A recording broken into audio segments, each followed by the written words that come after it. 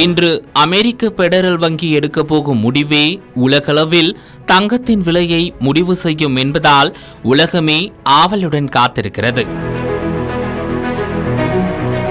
கடந்த 100 ஆண்டுகளில் பல்வேறு காரணங்களால் தங்கத்தின் விலை திடீரென அதிகரித்து வந்துள்ளது. ஆனால் கடந்த 2 வருடங்களில் தங்கத்தின் விலை வரலாற்றில் இல்லாத அளவு பல மடங்கு அதிகரித்தது. இது சர்வதேச அரங்கில் பெரும் அசாதாரண நிகழ்வாக பார்க்கப்பட்டது.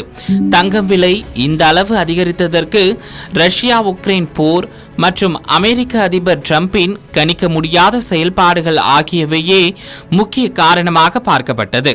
இதன் காரணமாக சீனா உள்ளிட்ட நாடுகள் டாலரின் மேலிருந்த நம்பிக்கையை இழந்து தங்களிடமிருந்த அமெரிக்க பத்திரங்களை முன்னெப்போதும் இல்லாத அளவு விற்பனை செய்து அதற்கு பதில் தங்கத்தை வாங்கி குவித்தன.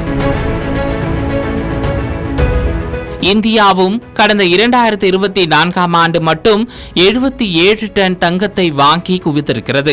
இந்த வரி விதிப்பு நடவடிக்கையால் அமெரிக்காவில் பணவீக்கம் ஏற்பட்டு டாலரின் மதிப்பு குறைந்திருக்கிறது.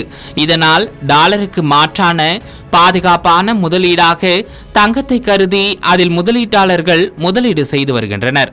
சர்வதேச அரங்கில் தங்கத்தின் விலை உச்சத்தை அடைய இந்த நிகழ்வே முக்கிய காரணமாக பார்க்கப்பட்டது.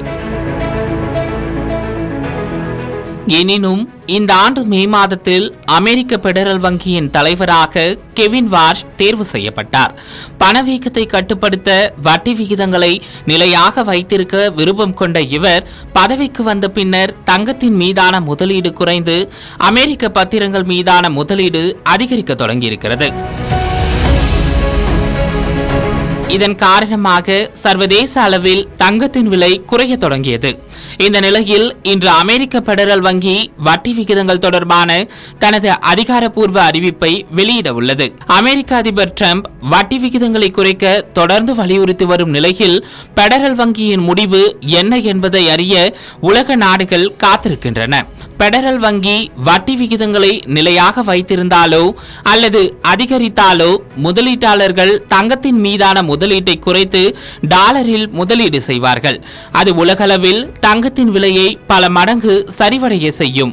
அதே நேரம் டிரம்பின் கோரிக்கையை ஏற்று பெடரல் வங்கி வட்டி விகிதங்களை குறைத்தால் முதலீட்டாளர்கள் டாலர் மீதான முதலீட்டை குறைத்து தங்கத்தில் முதலீடு செய்வார்கள். இந்த சூழல் ஏற்பட்டால் உலகளவில் தங்கத்தின் விலை கடுமையாக அதிகரிக்கும் என்பதால் பெடரல் வங்கி இன்று எடுக்க போகும் முடிவு முக்கியத்துவம் வாய்ந்ததாக மாறியிருக்கிறது.